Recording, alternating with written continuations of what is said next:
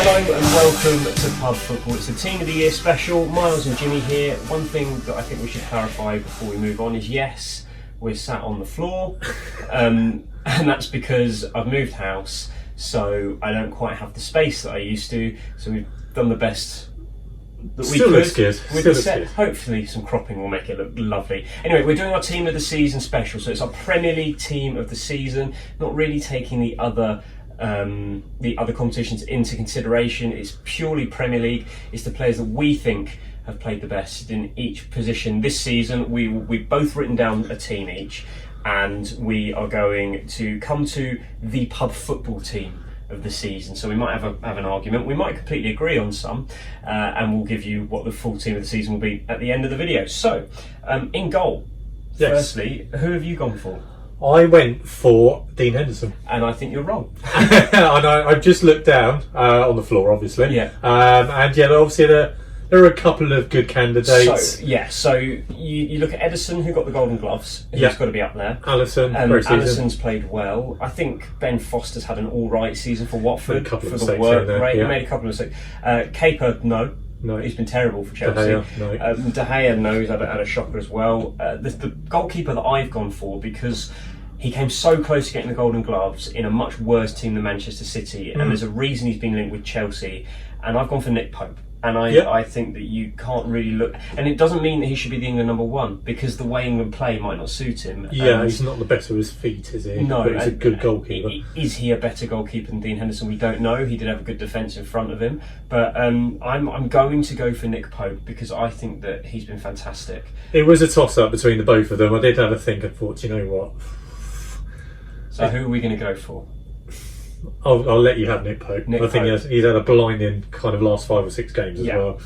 Right back's easy. Trent Alexander-Arnold has been fantastic this season. Again, he is turning into one of the best players in the world, really. One of the best in his position, definitely. He's Yeah. got to be in the top 3 right backs in the world. Yeah, 100%. And he'll end up moving somewhere else later in his career and be just as good. He's He was fantastic. He's reinvented the position, and not many players can do that, especially not many players who, just turned 20? Yeah. It's unbelievable talent, and you can't look past Trent as a right back. Now, I think both of us have probably gone for Virgil van Dijk. Yes, of course we have. He's been absolutely fantastic again. Again, I don't think he's been as good as last season. No, obviously Liverpool shipped more goals this year as well, but there's just such it's a Rolls Royce of a centre half, isn't he? The Calming way he presence. plays, when he pings those long balls, it's beautiful. It's just fantastic to watch. And you know your quality when the one mistake you make all season is the headline making. Yes, of course it is. Yeah, someone's got past me. Oh my god. Yeah, he's been fantastic. You can't get past him. Now, second centre half is where I think we might argue a bit. I struggled because I couldn't think of anyone else who's had a good season. I opted for his teammate Joe Gomez. See, I'm not. I love Joe Gomez. I think he should start for England, but he doesn't start enough for Liverpool for me. He has done recently. Yeah. He spent a lot of the season on the bench for Joel Matip. Yeah, agreed. Yeah, he's played well, but I just can't put him in my team of the season. I thought about Harry Maguire, who, to be fair, has had an all-right season at Manchester United. He's played every minute of the season. However, there have been some moments where you go, oh, there is some massive flaws in this player. Yeah, of his course pace there is. being one. Yeah, definitely. And sometimes his concentration as well, I think, it can be lacking. But he's become the Man United captain because he's a good leader. Yeah. I've actually gone for Tarkowski in front of Pope, and the reason for that is, and it was a toss-up for me between Tarkowski and me. Potentially just because I think Tarkowski is more talented than Ben Mee, and I could be wrong there. But with Pope getting so many clean sheets, I think that the Burnley centre-halves have had a good season as well. We haven't heard about mistakes. No, They haven't been in the news, I'll admit. They haven't been. Tarkowski hasn't even had an England call-up this year, which I think is criminal. But I just look at it and I think those defenders have done very, very, very well. It's amazing that Edison has made the most clean sheets. I almost put Fernandinho in for filling in. Yeah, I was just starting to think Laporte was obviously out for ages as well.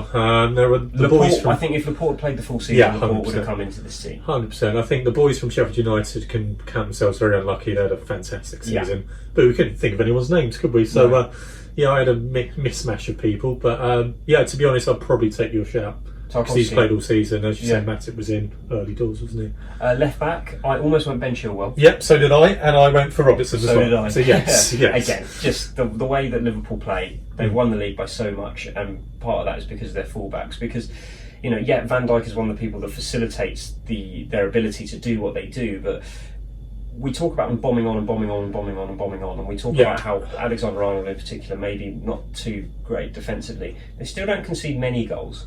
No, agreed. And what they offer going the other way is just unreal. And compared to everyone else, they are streaks ahead. The energy. Midfield three. We might have got the same midfield. Oh, three. you did. You went for someone I didn't expect you to go for. I wasn't going to go for Jordan Henderson, but in saying that, do I think he's the best player on the pitch? No. Do I think he should have won the Player of the Year? Probably not. I don't necessarily think he's the best player, but he is inspirational, he's a leader, he's led Liverpool to their first title in 30 years, and to give him credit, his performances on the pitch as well have been very good. He's just not fashionable. No, as you say, he just does the basics right, and he does make a massive difference at Liverpool side. He's a huge cog in that midfield engine, isn't he? And he's been brilliant this season. When he doesn't play, you notice it, and I think he thoroughly deserves it. And he, 100% should be in our teams. 100%. The rest of our midfield, De Bruyne and Bruno Fernandes. We'll get to Bruno Fernandes in a minute, but Kevin De Bruyne, De Bruyne 100%. has the first one on the team sheet for me. Equalled the assist record. Yeah. I think he should have been the Player of the Yeah, Year. I agree. He has taken it by the scruff of the neck. I would look at him and I'd be disappointed if I was De Bruyne if I wasn't given the captaincy next season.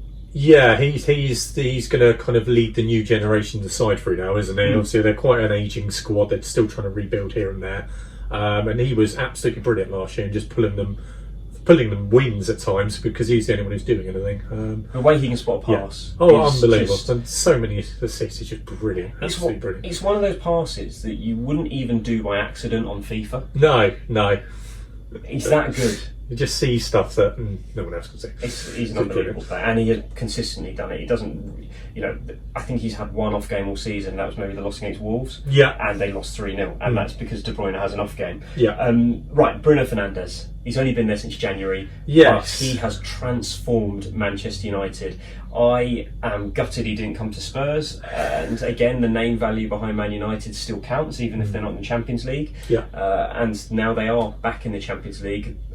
This is the guy that could take Man United back to a Premier League title in the next couple of years. Yeah, this one was debatable, and I was surprised you put it down actually, because I thought you would have gone. Oh, you he can't has only not. played- He was that good. Yeah, I agree. He transformed that United midfield, and he's even got Pogba playing well, which is just incredible. I know that he scores quite a lot of penalties, It doesn't matter. but He what scores else free he does kicks, is just assists. you watch him in a game, and just the way he kind of plays between the lines, the way he always wants the ball. He's just brilliant. He's so much better than anyone else at the moment. What I like, what the BBC Sport website have done this season is they haven't just put the goal scorers down; they put the assists at the bottom. Yeah. Because I can guarantee you, in if you look back over the last 15 Man United games in the league, there would be one or two where he's not in one of the two columns. Yeah, no, 100%. He's made a huge difference, and it's gone on with their form as well, hasn't it? They've been brilliant. Well, they wobbled a bit at the end of the season. It did, they haven't but, played yes. superbly again. Was it last night in the Europa League? They didn't Struggled, got there. play that well either, but they got there. But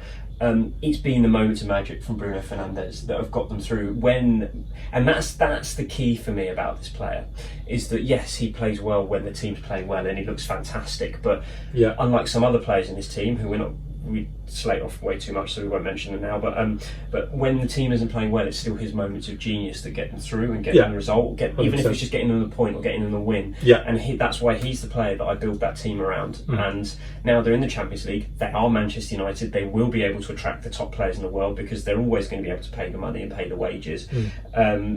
He's the player that could lead them to the Premier League title, and I think that they're going to be very good next year. Very good next years. year. Right, onto our front three. I have gone for Sadio Mane. So have I. Reason being, I think I still would say he's the most important of those three at Liverpool. I know Liverpool fans will argue. There's some in the Firmino camp, there's some in the Salah camp, Last year, mate. there's some in the Mane camp. Firmino didn't score enough goals last year, but he's one of those strikers where goals aren't necessarily his job because No. he's got so many goals coming from elsewhere.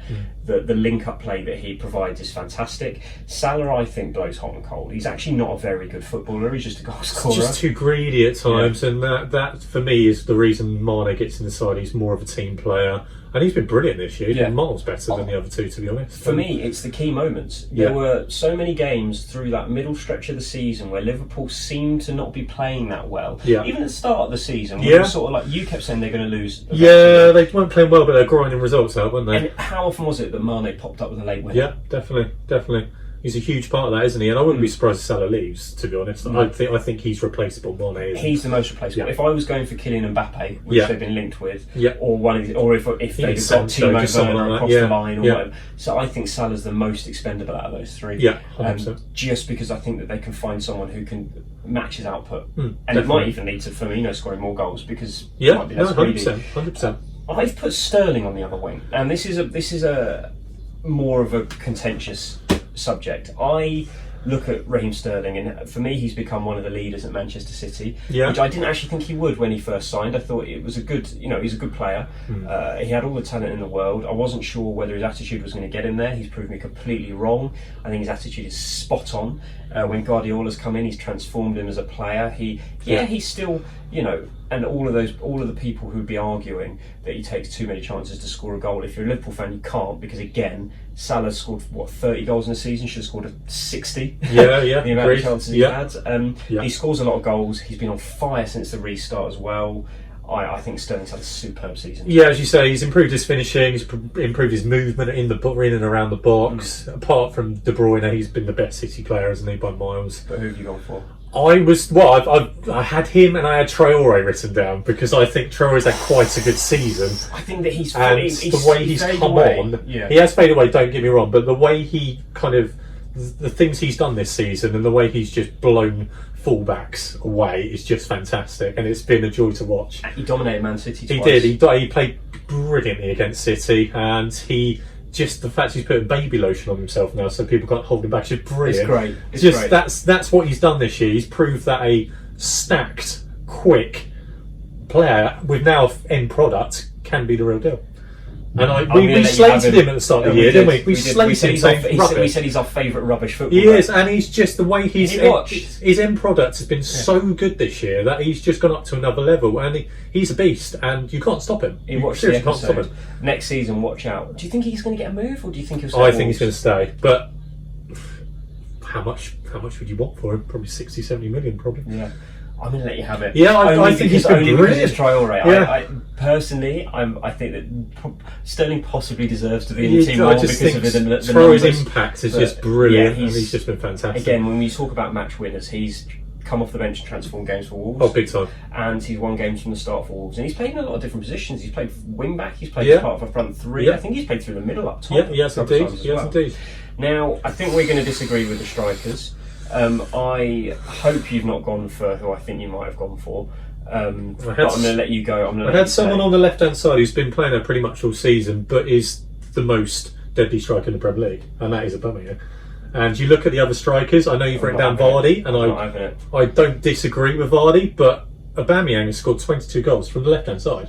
It's just crazy. Yeah, and you say that, but Salah scored 30 goals from the right-hand side. Yeah, fair enough. Scoring these numbers, I don't think that scoring that many from the left or the right anymore is the big thing, because I actually look at it now and I think, you know what?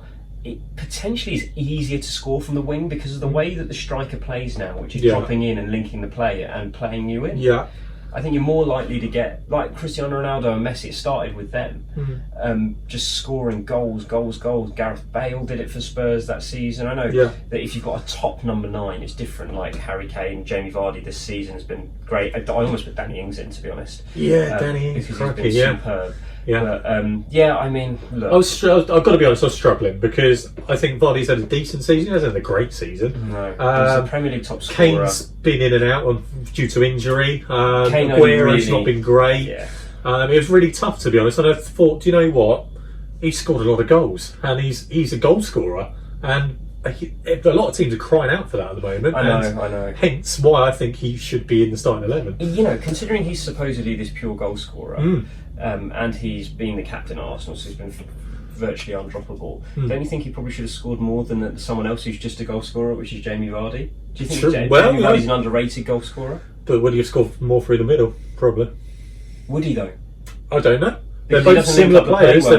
Would he have got in those positions if he was playing through the middle? Would he? Because he played through the middle and he was ineffective in plenty of games. But they're both very similar, Vardy and Aubameyang, aren't they? They're not hold-up players. They play down the channels. They both do similar things. As you say, I think Aubameyang is more effective wide because he doesn't have to come up against a Maguire, a Laporte coming through the back of you. He can be a little bit more effective. For me, you're talking him out of the team. I think they'll both be like that. I don't know. I'll give you Vardy. I will give it to you. Yes. Disappointing. I think he's had a good season. But not having Aubameyang in this team. We haven't got a single Spurs player in there either. No, we haven't. No Spurs, no Arsenal. I don't think either of those teams deserve a play. No, it's been both mediocre seasons, isn't it? Vardy, for me, has had a better season than Aubameyang all across the board. I'll give you that. Season. So that's our team of the season. So what have we got? We've got Nick Pope, Alexander-Arnold, Van Dijk. Do we go Tarkowski, Robertson? Yeah. Henderson, De Bruyne, Bruno Fernandes. We've got Mane, Traore, Vardy, and Traore. And if you'd have told me this time last year that Traore was going to be in our team of the season, I would have laughed in your face. I would have said I'm going to love watching it, but I would have laughed in your face. But maybe there'll be someone this year who we're already laughing about who's going to be in there. Who knows? Yeah. Who knows? Dele Alli. Yeah. Doubt it. That was Pub Foot with Miles and Jimmy. Put your team of the season in the comments. Remember to follow us on Instagram as well at pub_football. For now, the only thing left to say is cheers. Cheers.